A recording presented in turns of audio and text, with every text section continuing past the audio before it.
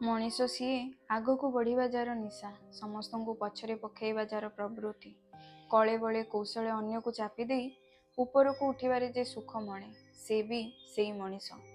ହେଲେ ଆଜି ପରିସ୍ଥିତି ଭିନ୍ନ। ଆଖି ପାଇବା ଯାଏଁ କୁଢ଼ କୁଢ଼ ଶବ। ଆଜି ତାର ପ୍ରତିଦ୍ୱନ୍ଦିତା ସେଇ ଶବମାନଙ୍କ ସହ। ଉପରକୁ ଉଠିବା ପାଇଁ ନୁହେଁ, ବଞ୍ଚିବା ପାଇଁ ସଂଘର୍ଷ।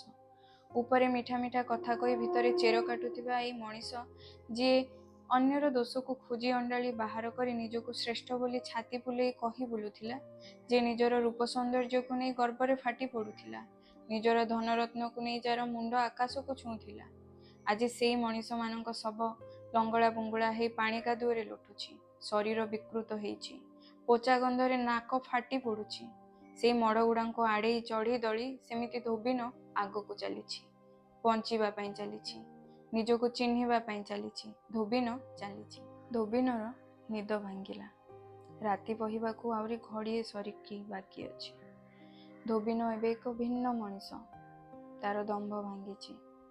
ଗର୍ବ ଅହଙ୍କାର ସମୁଦ୍ରର ଅଥଳ ଜଳରେ ମିଳେଇ ଯାଇଛି ତାର ସଂସାର, ସ୍ତ୍ରୀ, ପିଲା, ଘରଦ୍ୱାର, ବ୍ୟବସାୟ, ଗାଁ, ସବୁ କିଛି ଯାହାକୁ ନେଇ ସେ ଦିନେ ଦମ୍ଭରେ ବାଟ ଚାଲୁଥିଲା।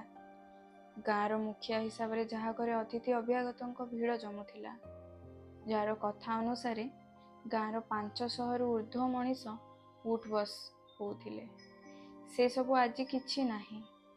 ଏକ ଅଜଣା ମୁଲକରେ ଅଜଣା ଗାଁର ଅଜଣା ମଣିଷ ସିଏ। ତଥାପି ସେ ଚାଲିଛି। ଧୋବିନ ଚାଲିଛି।